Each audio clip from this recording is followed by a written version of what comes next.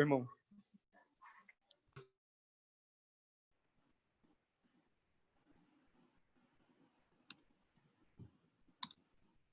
Bom dia, boa tarde ou boa noite, já que não sei que horas vocês vão estar escutando nessa palestra. Mas, primeiramente, eu gostaria de agradecer ao Leonardo Jung, que é a pessoa com a qual eu tive contato durante todo esse processo, né? E que entendeu meus problemas. Eu vou explicar ao longo da apresentação um pouco da saga, porque que eu não pude estar presente ao vivo na hora da minha apresentação. Realmente foi uma sucessão de coisas que estiveram fora do nosso alcance, mas graças aí à tecnologia, eu estou podendo gravar hoje. Estou aqui na Arábia Saudita. Finalmente cheguei e vou fazer essa palestra aí, porque preparei com muito carinho e o Leonardo entendeu, o pessoal aí, toda a organização do Congresso Brasileiro Digital de Educação Física também. Então, já deixo aí meu agradecimento pela oportunidade e vamos conversar. O tema hoje é o perfil do treinador esportivo, né? Eu vou falar um pouco sobre liderança e legado. Meu nome é Marcelo Salazar e aí é um pouco do meu currículo, né? Uma breve apresentação. Eu sou pernambucano, sou casado há 15 anos, nós temos 2 filhos, Vida, que é a nossa mais velha, e temos o Iker, que tem 2 aninhos. Sou um apaixonado pelo esporte desde criança, sempre pratiquei esporte. Especializei em futebol, que é a minha grande paixão, mas pratiquei natação, voleibol, basquete.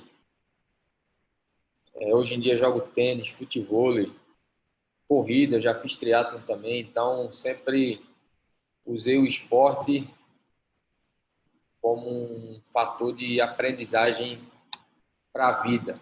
Sou licenciado em Educação Física, me formei em 2000, lá na Escola Superior de Educação Física da Universidade de Pernambuco.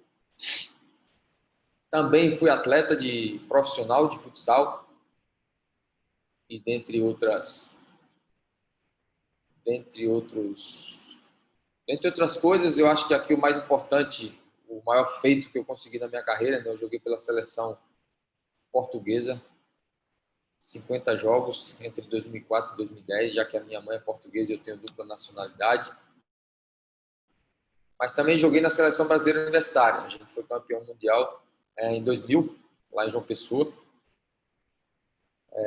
Como treinador, eu tenho a licença Pro da UEFA, que eu tirei em 2003, de futebol de salão, né, de futsal.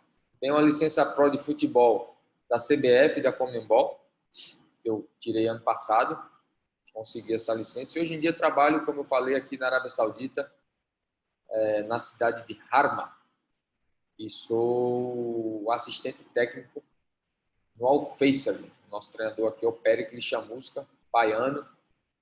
Acho que alguns de vocês aí devem lembrar do nome dele. Ele trabalhou muito tempo fora do Brasil, mas trabalhou no Brasil, foi campeão da Copa do Brasil. E hoje em dia a gente está trabalhando junto aqui na Arábia Saudita.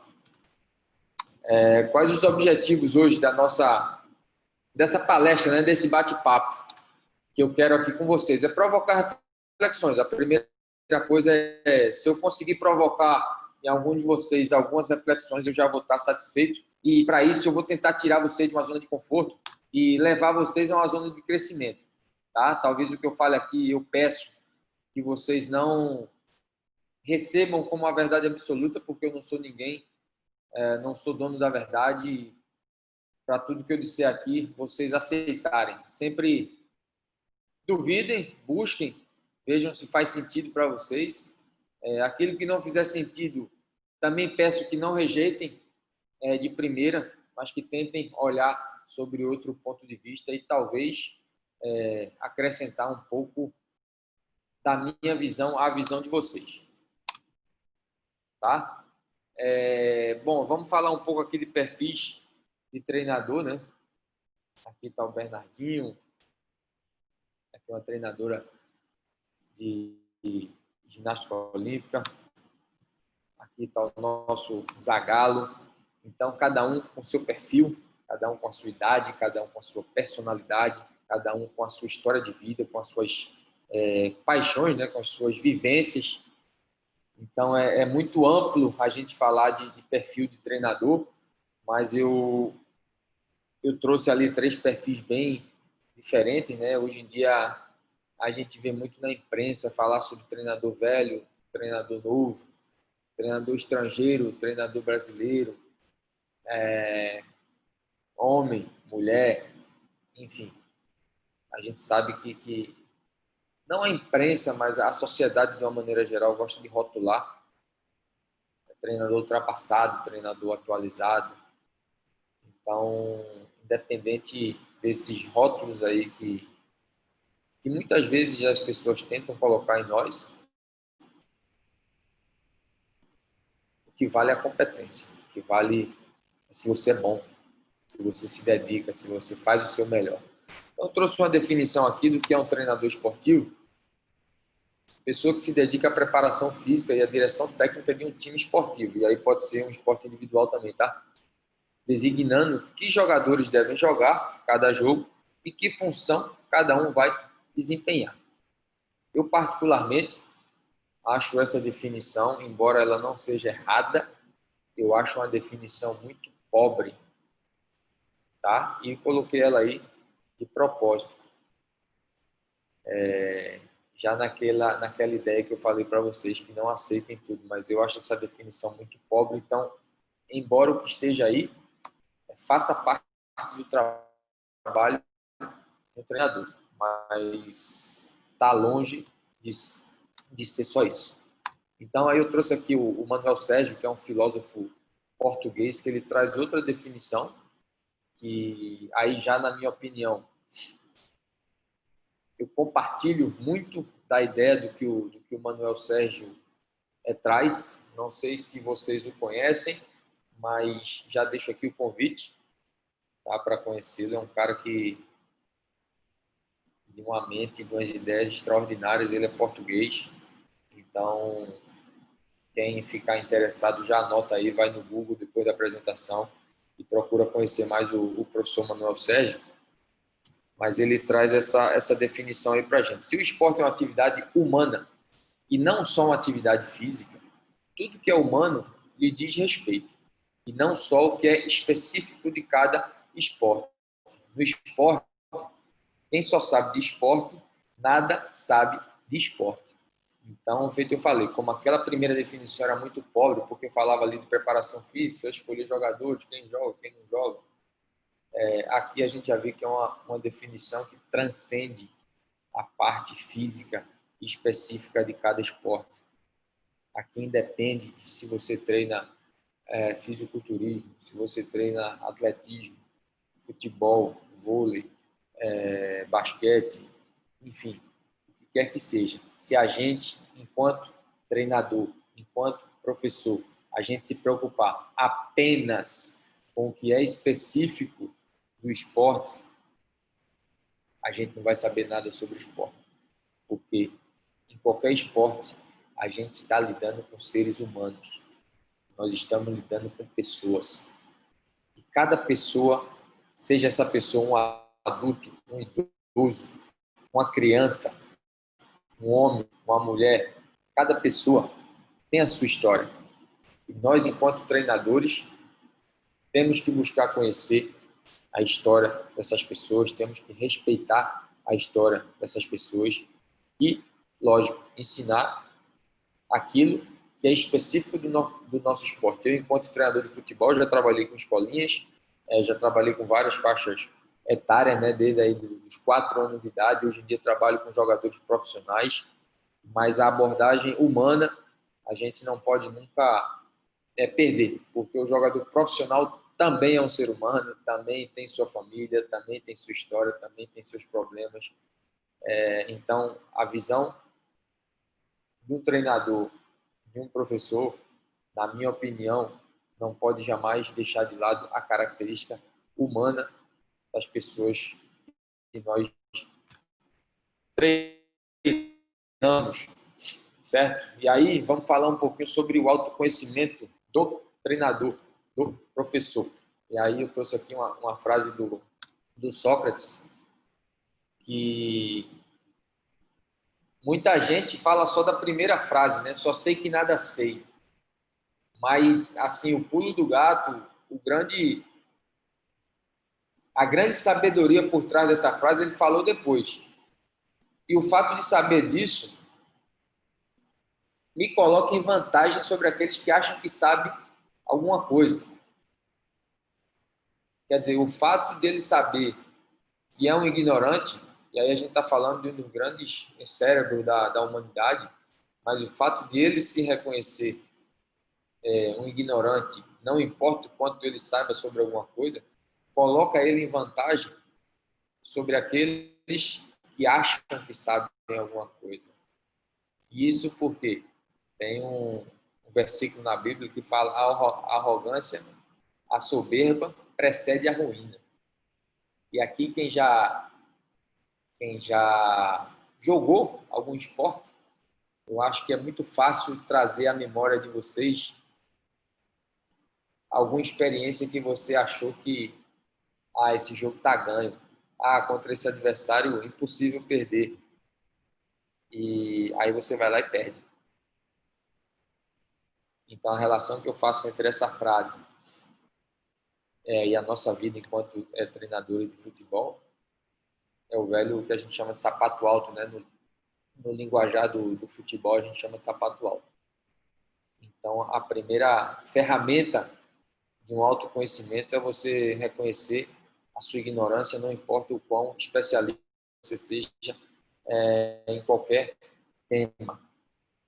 Essa aí é a base da sabedoria, na minha opinião, para qualquer pessoa, para qualquer treinador, para qualquer professor. Então, seguindo aí na questão do autoconhecimento, eu trago aqui uma literatura, um livro Mindset, né, que é a nova psicologia do sucesso, da Carol Dweck. Eu estou até relendo esse livro e ela traz justamente linkando, né, ligando com o que a gente falou do Sócrates. Ela traz dois tipos de mentalidade, que é a mentalidade fixa e a mentalidade do crescimento. A mentalidade fixa seriam aquelas pessoas que acham que as falhas são sinais de que não funciona. São aquelas pessoas que acreditam que o talento foi um dom que Deus deu e quem tem, tem, e quem não tem, sinto muito, vai buscar fazer outra coisa. Eles acreditam que a falha é porque eles são bons. Se eu falhar é porque eu não sou bom. O sucesso do próximo, ele me ameaça. Eles não gostam do desafio, porque o desafio, muitas vezes, vai mostrar que eles são falhos. E se eles falham novamente, eles acham que eles não são bons. O feedback, ele sempre leva para um lado destrutivo. Tem dificuldade em aprender novas coisas, já que a mentalidade é fixa, né? Eu sei jogar voleibol. Eu sou um bom velocista. Eu sei lutar judô. Então, eu não posso aprender outra coisa. O que eu sei, eu sei. O que eu não sei, eu não posso aprender. Então, eles sempre gostam que digam que ele é bom, que ele é inteligente. E as habilidades são pré-determinadas, como eu falei no princípio. Né? Já a mentalidade do crescimento, que aí a doutora Carol ela identificou, né, nas pesquisas delas, são pessoas que enxergam as falhas como uma oportunidade de evolução. Então, quer dizer, se eu errei, o que é que eu posso aprender com aquele erro? Se eu estou aqui, é justamente para isso, é para aprender. Se eu sou desafiado, aquilo ali é uma oportunidade para eu melhorar meu nível. Se hoje o meu nível é esse aqui, o desafio me leva para cá. O sucesso alheio, o sucesso de terceiros inspira quem tem mentalidade do crescimento. Ele gosta de experimentar coisas novas, porque sabe que é toda novidade gera uma aprendizagem. Quando ele tem uma frustração, ele não desiste, ele persevera, ele continua, ele tenta uma maneira diferente de fazer aquela coisa que ele falhou antes. Ele aceita o feedback como uma coisa construtiva. Ele pode aprender o que quiser. E lógico, não leva isso que dizer, eu sou jogador de futebol, eu quero aprender a fazer tricô. Eu posso.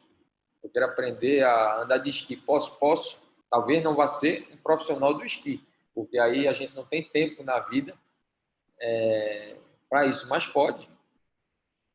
Por que não? Quem disse que não? A gente sempre pode. Agora, para se especializar, por exemplo, eu me especializei, fui jogador profissional de futebol de salão. Eu precisei jogar muito futebol de salão.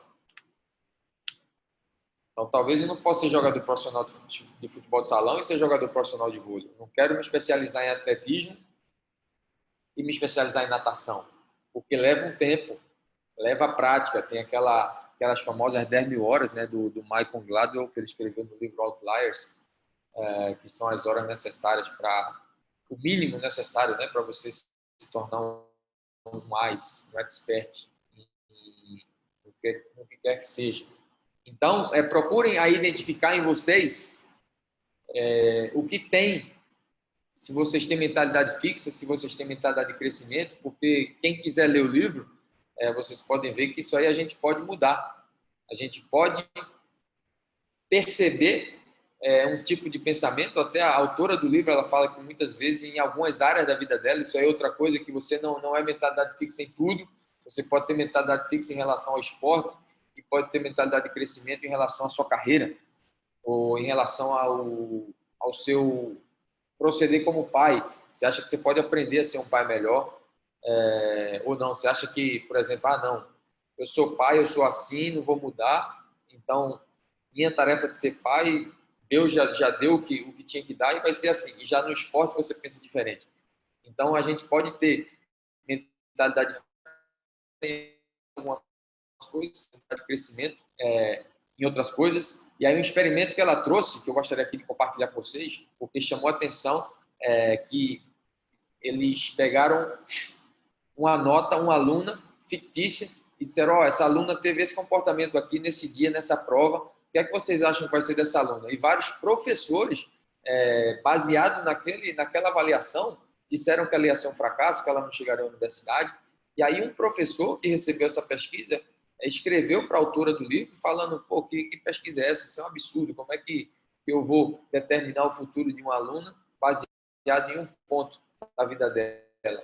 Se a linha da vida dela é contínua, isso aqui, esse mau resultado foi um ponto. Eu não posso dizer que ela vai se dar mal por causa desse ponto. E aí ela até agradeceu, falou, o senhor foi o único que contestou minha pesquisa, o que é preocupante, né? Porque e aí a gente translada para o esporte e a gente lembra, eu acho que qualquer um aqui que já trabalha com esporte há certo tempo pode lembrar de pessoas que na infância você diz, nunca imaginei que esse menino, que essa menina viraria um atleta profissional ou que desenvolveria uma aptidão atlética, porque tudo depende do esforço, né?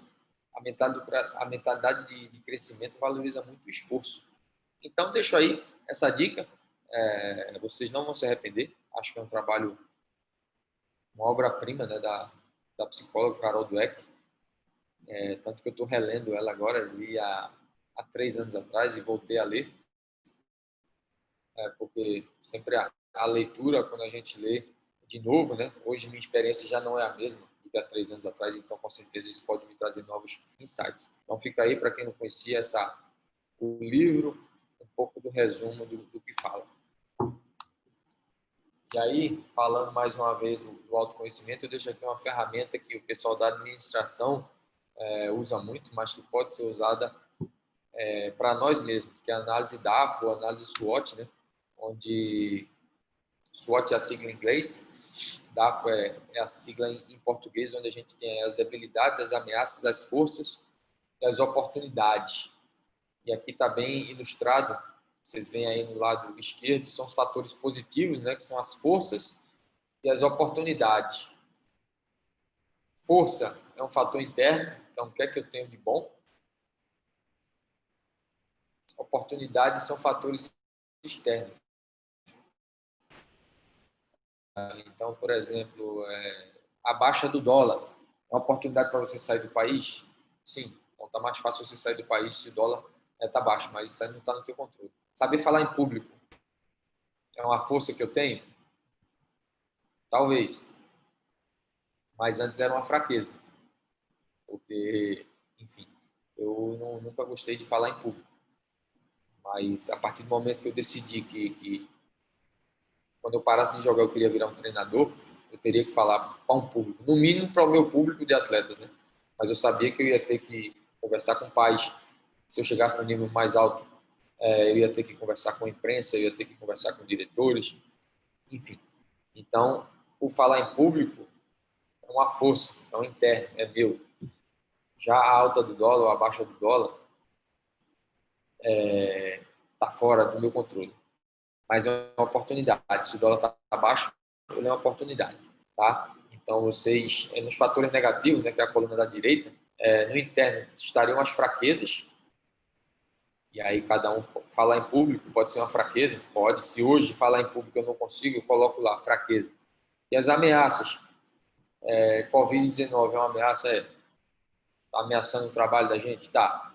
Ou não, depende de como cada um vai encarar o problema. Mas hoje pode ser encarado como uma ameaça. A alta do dólar é uma ameaça, se eu queria sair do país para trabalhar do país, tentar alguma experiência fora, o dólar a 5 e alguma coisa, não vai dar, é uma ameaça. Então, eu deixo aqui essa ferramenta. Eu acho que a maioria de vocês conhece. Isso aí, quem fez um plano de negócio, quem empreende, é um item obrigatório. Mas deixo o convite aqui para vocês fazerem individualmente. Eu, Marcelo Salazar, quais são meus fatores positivos? Quais são minhas forças? Quais as oportunidades que eu tenho? Já fiz isso lá atrás, quando parei de jogar, em 2012. Uma das primeiras coisas que eu fiz. Fiz o meu plano de negócio, minha carreira, meu plano de carreira. Eu fiz análise DAF, análise SWOT. Isso aí muda. Quer dizer que em 2012 a situação era uma, hoje a situação é outra. Então, fica aí mais uma vez o convite para que vocês façam essa análise. É bem legal, sejam sinceros, porque, como eu falei, né, a gente está no processo aí de autoconhecimento, então a gente tem que ser sincero. Se a gente tem alguma falha, a gente tem que buscar corrigir, a gente tem que buscar melhorar, porque ninguém é perfeito. E eu acredito que quando a gente alcança a perfeição, então o Papai do Céu leva a gente. Então é melhor continuar sempre no processo aí de aprendizado, de um aprendizado constante, né? De uma melhoria, de um crescimento, de uma evolução contínua. E a análise DAFO é uma ótima ferramenta de autoanálise. Ainda na questão do autoconhecimento, eu trago aqui, não sou psicólogo, embora seja um grande curioso da área da psicologia, é um tema que me atrai muito, e eu trouxe aqui também os 12 arquétipos de Jung, né, do Carl Jung, que são 12 tipos de personalidade, que esse conhecimento pode ajudar não só a que nós identifiquemos em nós mesmos qual que é o meu arquétipo dominante, e aí vocês têm os 12, aí eu não vou ficar lendo, e para cada um um verbo associado, né? Então, também deixo o convite para quem quiser se aprofundar. O Google está aí, né? A informação, hoje em dia, ela está disponível para quem quer buscá-la, mas eu acho uma ferramenta muito interessante, tanto para o nosso autoconhecimento e para a nossa melhoria. Através disso aí, eu posso identificar forças, posso identificar fraquezas e posso determinar um plano para transformar minhas fraquezas em forças, tá? Me tornar uma pessoa melhor, me tornar um professor melhor, me tornar um pai melhor, um treinador melhor, tá? Um ser humano melhor, né? No final das contas. Mas eu posso também identificar meus atletas.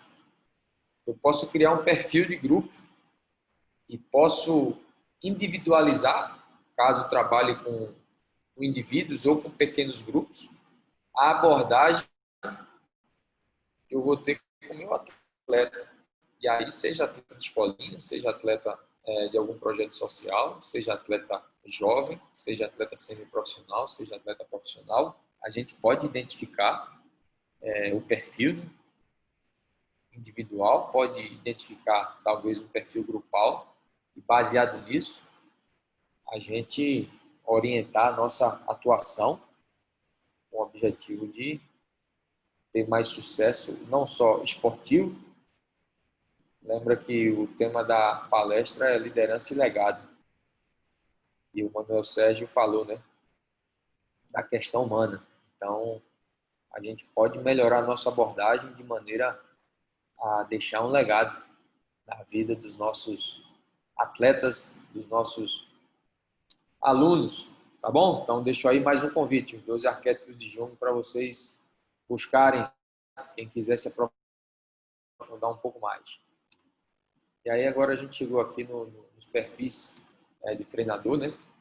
Então, genericamente, a gente pode classificar treinadores em duas grandes categorias, que seria o técnico, né? Ou o treinador, que geralmente é um disciplinador, estabelece um caminho claro, que geralmente é o caminho dele, né?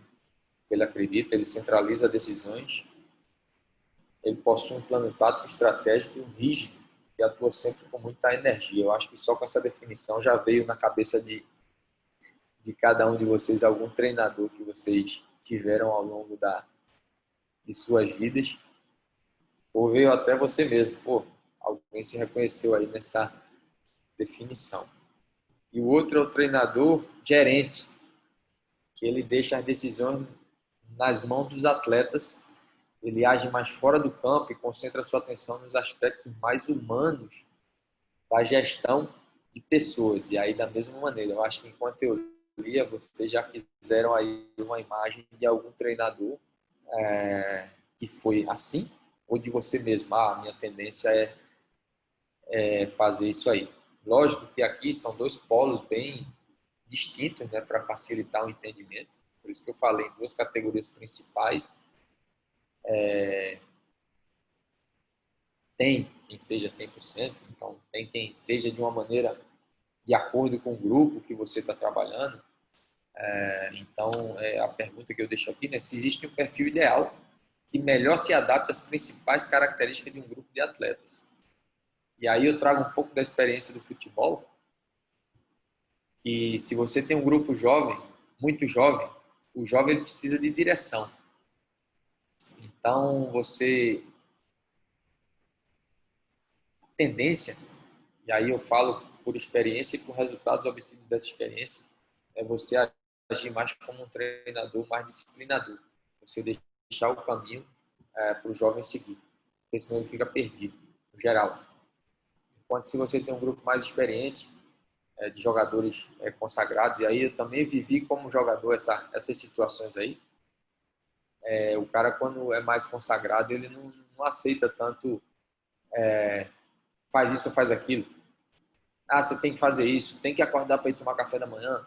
Quer dizer, se o cara tem uma rotina que ele viveu a vida toda dele sem tomar café da manhã, ou acordando tarde, em dia de jogo, aí você vai obrigar ele no dia do jogo a acordar cedo, então gera conflito. Então, geralmente, o treinador que se dá bem com grupos mais experientes é o treinador gerente. Experiência do futebol, experiência minha. Pouquíssima, né? Mas é o que eu estou trazendo aqui para vocês e lembra do que eu disse. Não aceite o que eu digo como verdade. Cada um, eu acho que tem gente muito experiente aqui nesse congresso, né? nessa plateia. Então, é trazer aí uma dúvida, né? Deixo aí a pergunta para vocês e cada um vai fazer suas reflexões, suas adaptações.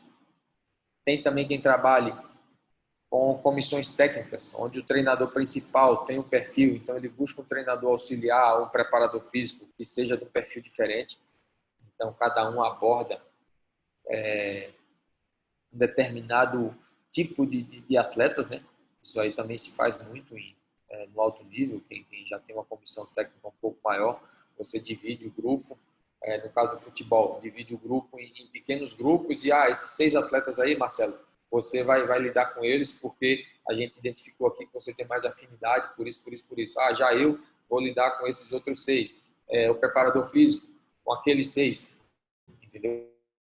Isso aí também é uma estratégia que a gente pode usar quem tem pessoal, né? Às vezes é só o treinador sozinho, então talvez o treinador consiga ele mesmo agir de uma maneira ou agir de outra.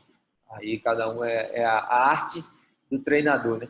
Cada um, quem consegue fazer, excelente, faz, mas eu acho importante ir linkando, né, tudo isso aí que a gente está vendo para ser usado com os nossos atletas, com os nossos alunos.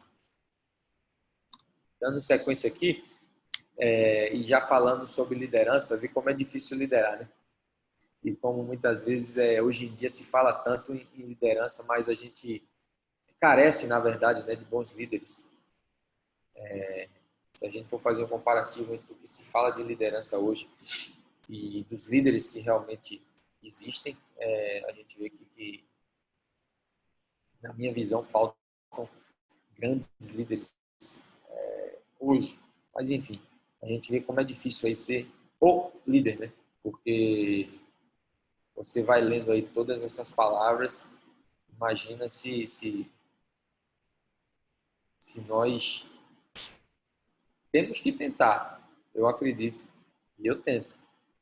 Eu tento ser justo, leal, trabalho com paixão, com motivação, respeito, resultados, muitas vezes não está nas nossas mãos.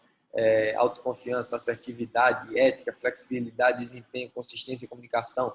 Então, cada palavrinha dessa é um gatilho que o líder ele tem que desenvolver. Então, a gente vê como é difícil, né? Como é difícil o nosso trabalho e como é a responsabilidade imensa que a gente tem, porque todos somos líderes, quer queiramos, quer não, a gente tem que aceitar. E quem treina uma escolinha com 7 alunos, ele é líder. Professor de natação que tem 3 alunos, ele lidera aquela equipe. Ele lidera aquelas crianças, ele lidera aqueles adolescentes, ele lidera aqueles adultos. Ele tem que liderar, ele tem que dar o exemplo, ele tem que mostrar compromisso, ele tem que compreender, ele tem que confiar, ele tem que escutar, ele tem que criar, ele tem que ter um propósito, ele tem que fazer com que os atletas tenham um propósito. A professora tem que ter integridade, ela tem que ser inteligente, tem que ter organização no time dela. Então, tudo isso aí faz parte de uma liderança e nós somos líderes. Então, deixo aí todas essas palavras.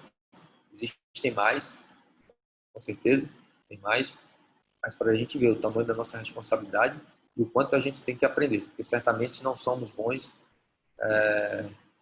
em tudo isso, mas podemos melhorar. Se eu não sou o cara ágil, eu posso aprender.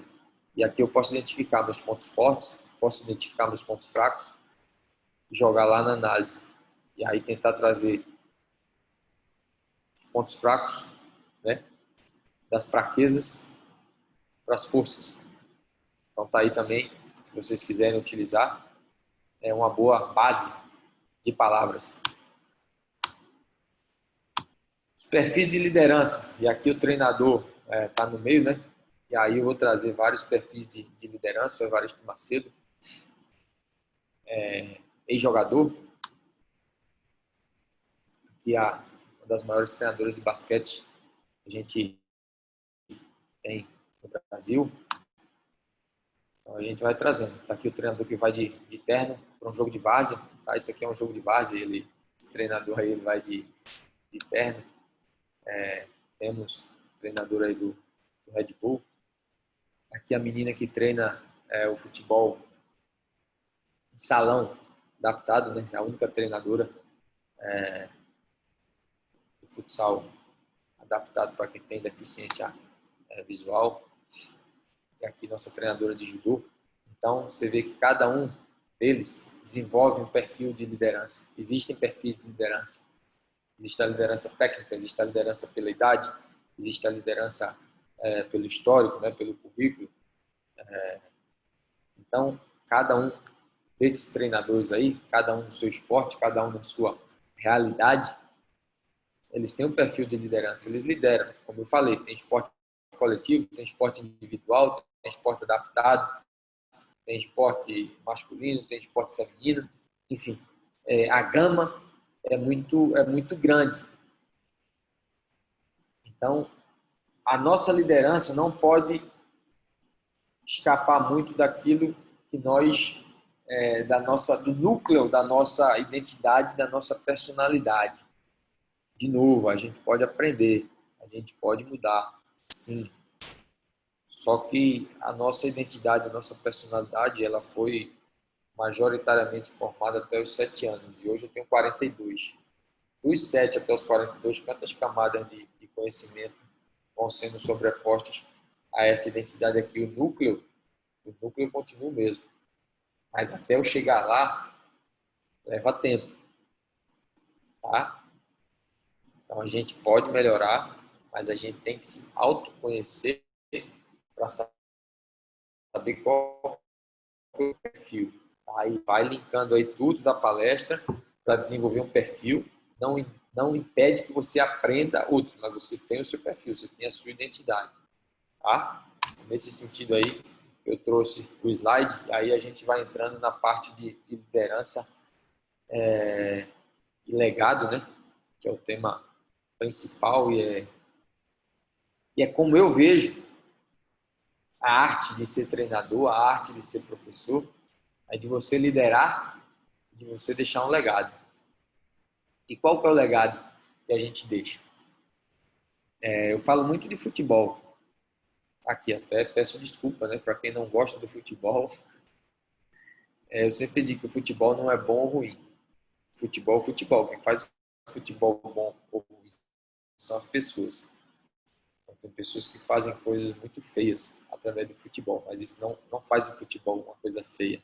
E da mesma maneira que eu falo do futebol, você transfere a minha fala para qualquer esporte.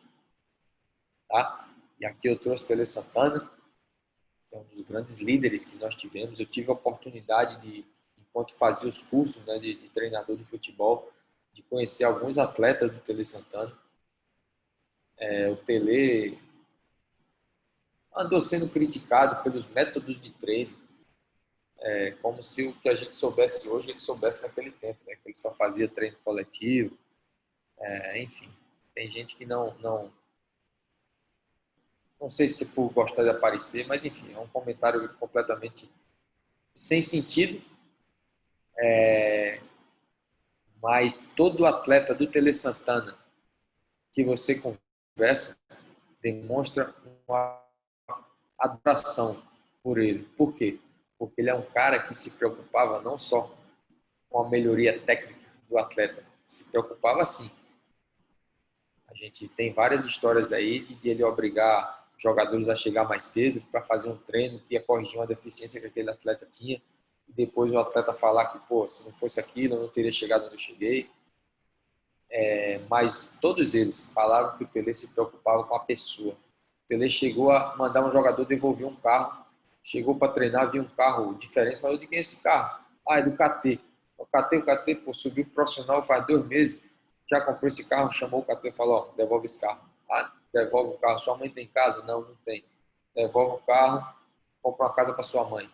Deixa de ser burro, daqui a pouco você vai estar pobre e tal, você não vai morar dentro de um carro, você vai morar numa casa. Sua mãe, muita dificuldade te criou. Então, são essas coisas, são histórias verídicas que fazem com que me fizeram com que eu trouxesse aqui o Tele Santana e que eu mostrasse também um pouco do legado do Tele Santana, né? Eu tive um treinador em Recife, Pernambuco, que ele dizia: ó, a gente está aqui jogando, queremos ser campeões, mas para mim a minha maior felicidade é poder encontrar com vocês daqui 20 anos e ver que, pô, vocês são bons pais de família, que vocês construíram uma vida digna, uma vida de trabalho, porque a gente sabe que com futsal ninguém vai ficar rico. Então todos vocês vão ter que trabalhar, né? Os que não trabalham ainda, os que vivem só do futsal, quando se aposentarem terão que viver de outra coisa. Então minha maior alegria como treinador vai ser encontrá-los daqui a 20 anos e poder olhar nos olhos de vocês, porque fui um cara correto, porque sempre falei: se eu botei alguém no banco é porque mereceu o banco, se eu botei alguém para fora do treino é porque eu achei que mereceu. Então ele falava isso. E aí eu vendo o Tele Santana, trouxe aqui 3 exemplos um pouco do legado que o Tele Santana deixou, não só dentro do campo, mas fora do campo, né? E aí trouxe o Rogério Ceni, que hoje em dia é treinador e um dos caras com uma visão diferente, né, no meio do futebol. O Cafu, que tem a fundação dele, né, a Fundação Cafu, desenvolve um trabalho aí social tremendo. E o Raí, que virou diretor de futebol também. Então, são 3 atletas que hoje em dia continuam ligados ao futebol, mas 3 atletas que um virou treinador dentro do campo, o Cafu usa o futebol como ferramenta de transformação social, e o Raí, que hoje em dia é um executivo de futebol, também um dos melhores do país, que sempre procurou conhecimento, sempre procurou se formar. Então, o Tele, para mim, é um exemplo de liderança e legado. E estão aqui 3 exemplos que eu trouxe para vocês. Da mesma maneira, o que eu tento hoje como treinador, é deixar também esse legado, né? Ainda nesse tema, eu trouxe o Tele, mas a gente deixa legado trabalhando numa comunidade, trabalhando num campinho sem grama. A gente deixa um legado numa escolinha de xadrez, deixa assim, numa escola municipal, numa escola estadual, ensinando os alunos a jogar xadrez, ensinando o significado que tem o jogo de xadrez, o que é que eles podem aprender, como que o xadrez pode melhorar a vida deles. Tá? A gente deixa um legado treinando pessoas do sexo oposto, uma mulher treinando um time de homens, um homem treinando um time de mulheres. A gente deixa um legado de igualdade, a gente deixa um legado de respeito, a gente deixa um legado, um projeto social também com crianças.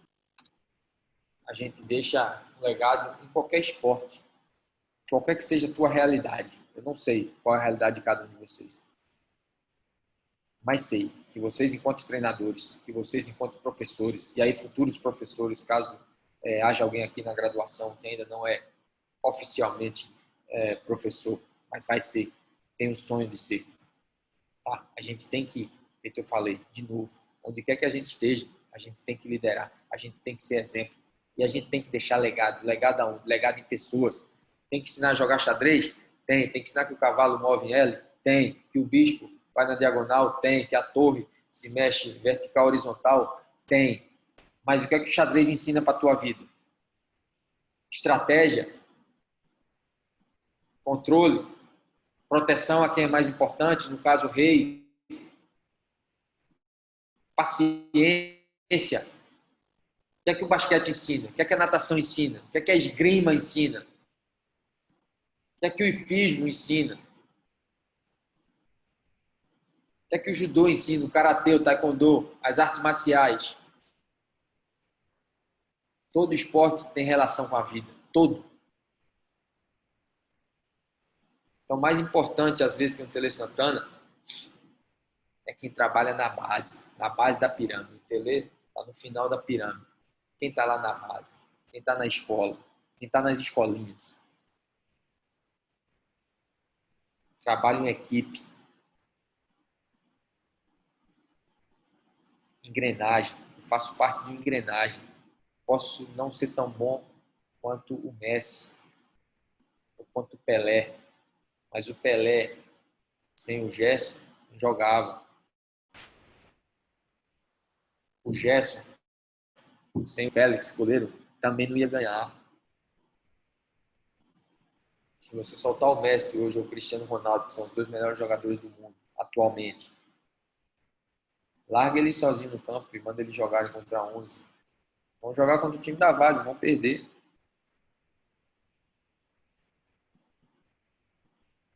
Então eles têm que saber que eles precisam, os que são menos dotados, vamos dizer assim. O time tem defesa, meio e ataque. Cada um cumpre uma função. A gente, enquanto treinador, a gente cumpre uma função. Mas a gente não pode deixar que o legado que nós deixamos para os nossos alunos, para os nossos atletas, seja apenas esportivo. Tem que ir além. Tem que deixar legado para a vida. Tem uma frase que eu gosto muito, que é essa aí. O professor ele se liga à eternidade, pois ele nunca sabe quando cessa a sua influência. E aí eu peço agora, cada um de vocês pense em um professor, em alguns professores ou professoras que deixaram um legado na vida de vocês.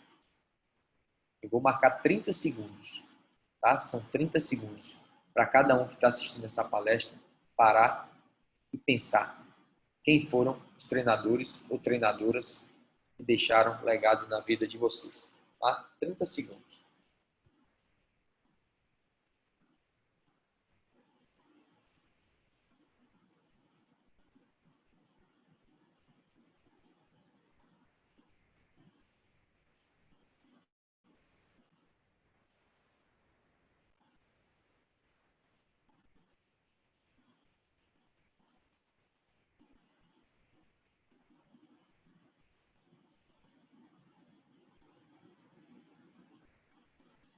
Pronto?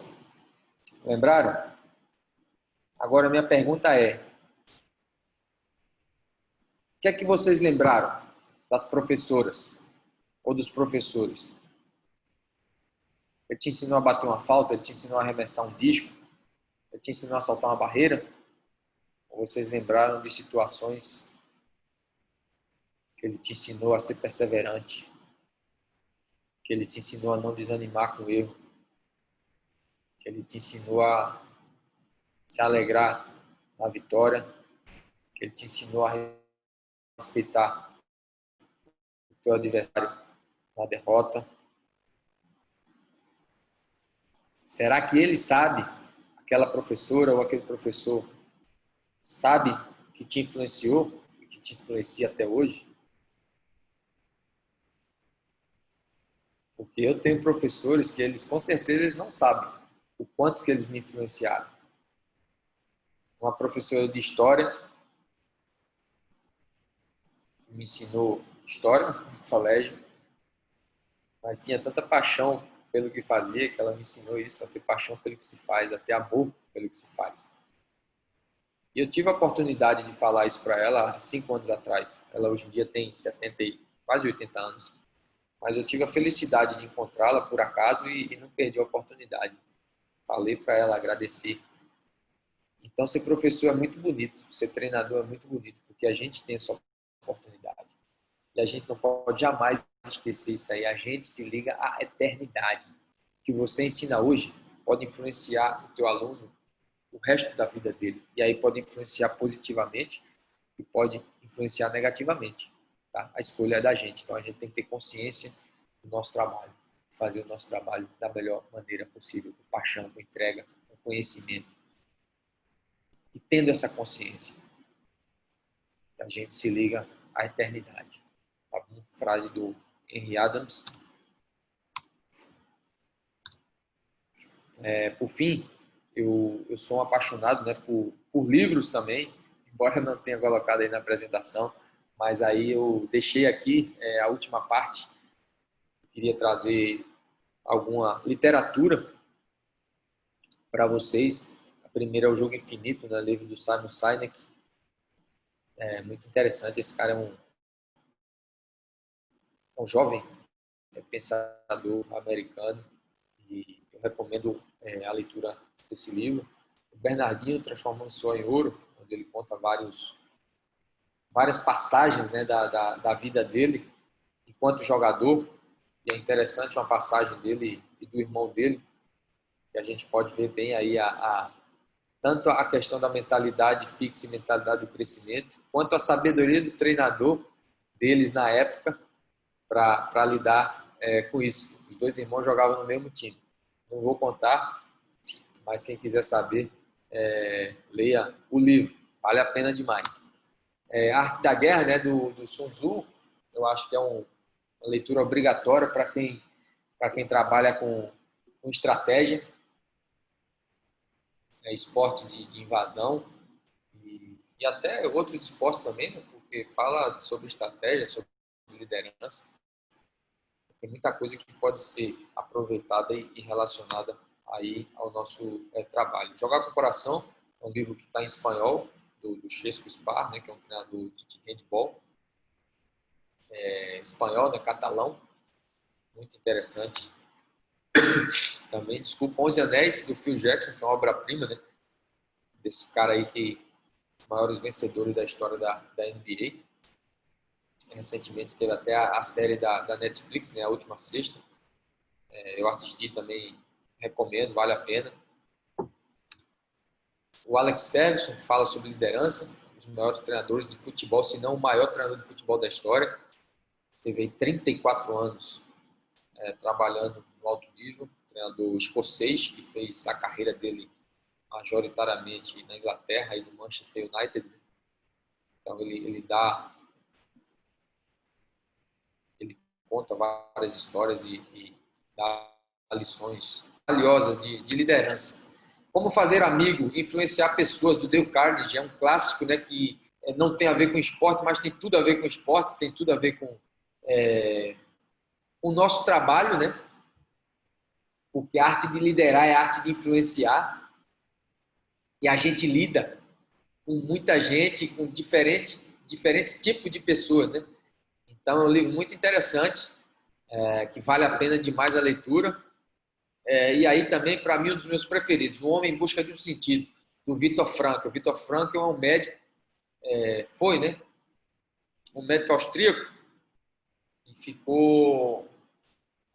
foi preso na Segunda Guerra. Ele é judeu, foi para o campo de concentração. Na época que ele foi para o campo de concentração, ele já tinha escrito a tese dele, né? Ele é o criador da logoterapia, que é a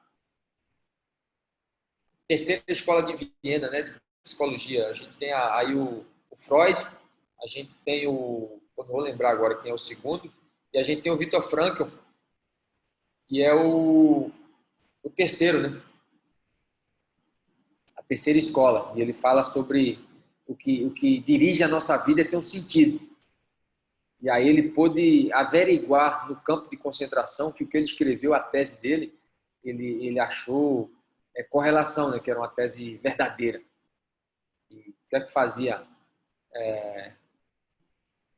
as pessoas ficarem vivas ali? Segundo Freud, a gente se move pelo sexo, mas no campo de concentração, com todo mundo, só homem, pesando 40 quilos, um monte de saco de osso ambulante, tipo, você não tinha...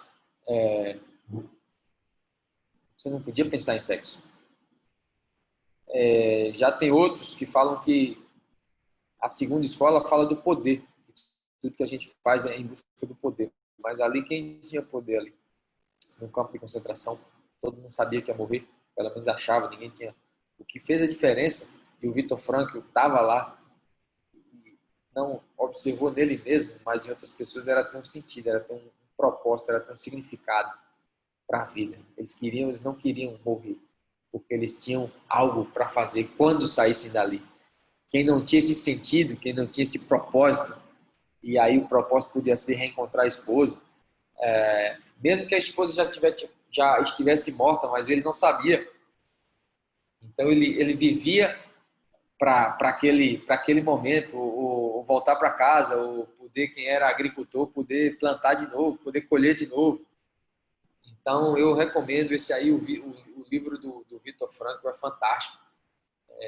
Vale a pena, leiam mesmo, porque é fenomenal. Tá? E por fim, o livro do maior líder, na minha opinião, de todos os tempos, né? A Bíblia Sagrada. Eu sou cristão, acredito em Deus Pai, Filho e no Espírito Santo, e Jesus já foi estudado aí por vários autores, né? Por vários psicólogos, e as lições de liderança que ele deixou podem ser facilmente usadas no esporte, podem ser usadas na nossa vida.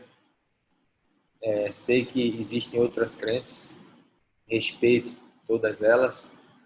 Vivo no país muçulmano há 10 anos e me dou super bem com todos aqui.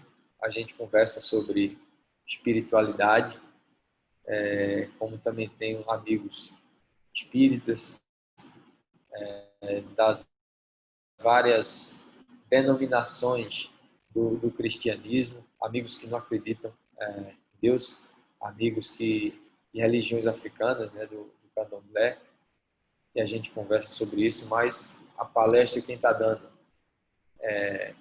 sou eu, e essa é a minha crença, é nisso que eu acredito e vejo, de novo, Jesus como um grande líder. Tá? Então, finalizo minha apresentação, deixando aí meu muito obrigado, deixando meus contatos do WhatsApp, do Instagram, do LinkedIn, do Facebook, do Twitter e meu e-mail. Agradeço mais uma vez o convite, né, de toda a organização do primeiro Congresso Brasileiro Digital de Educação Física, na pessoa do Leonardo Jung, que mais uma vez foi quem tratou comigo e quem me deu essa oportunidade de estar aqui falando hoje, tá certo? Espero que cada um de vocês tenha saído do Congresso melhor do que entraram. Espero que, de alguma maneira, eu tenha conseguido tirar alguns de vocês da zona de conforto, levá-los a uma zona de crescimento. São sementes, né, que a gente planta e aí cabe a vocês regar essas sementes, caso queiram que elas deem frutos, né? Se não quiser que dê fruto, é só deixar ela lá, que ela pouco a pouco vai morrendo. Mas, parabéns aí para vocês.